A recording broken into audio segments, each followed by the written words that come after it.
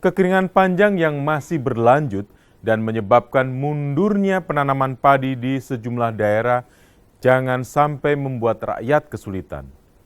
Fenomena iklim El Nino yang menyebabkan musim kering berkepanjangan menurut sejumlah perakiraan masih berlanjut hingga Maret ini.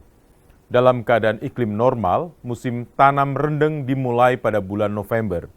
Di daerah dengan pengairan cukup, petani dapat 3 kali bertanam padi.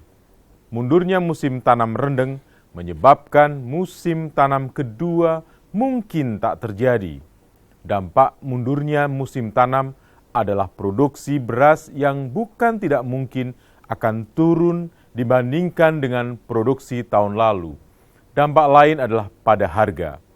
Meskipun saat ini stabil, tetapi bertahan rata-rata di atas Rp10.000 hingga Rp12.000 per kilogram untuk beras kualitas medium. Harga ini jauh di atas harga dunia, yaitu sekitar 360 sampai dengan 370 dolar Amerika Serikat per ton untuk beras dari Thailand dan Pakistan dengan kadar butir pecah 5%. Perlu juga diperhatikan turunnya produksi dunia, terutama Asia yang terpengaruh musim kering panjang, serta rencana negara produsen beras meningkatkan cadangan di dalam negerinya. Hal ini akan mempengaruhi ketersediaan dan harga beras di pasar dunia. Produksi padi yang masih merupakan pangan utama sebagian besar masyarakat juga dipengaruhi ketersediaan lahan. Pemerintah menargetkan swasembada beras, jagung, dan kedelai bersamaan, sementara lahan yang digunakan tidak bertambah, bahkan cenderung berkurang karena alih lahan apabila data statistik yang tersedia benar.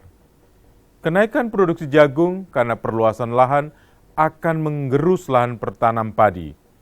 Pemerintah mengantisipasi turunnya produksi dengan mengimpor beras tahun lalu. Saat ini, pemerintah mengklaim Bulog memiliki cadangan beras 1,4 juta ton, cukup untuk kebutuhan hingga 5 bulan ke depan.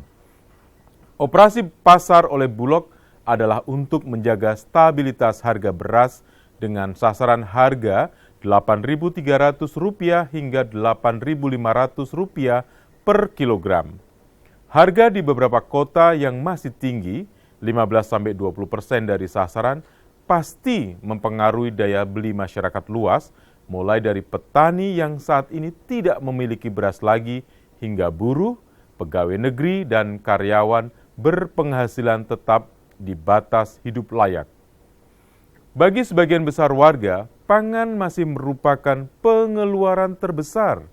Harga komoditas pangan lain seperti daging ayam, telur ayam, bawang putih, bawang merah, dan cabai yang tinggi makin menggerus daya beli.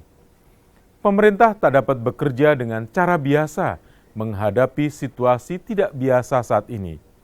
Jangan pula saling menyalahkan di antara pimpinan lembaga yang bertanggung jawab atas pangan.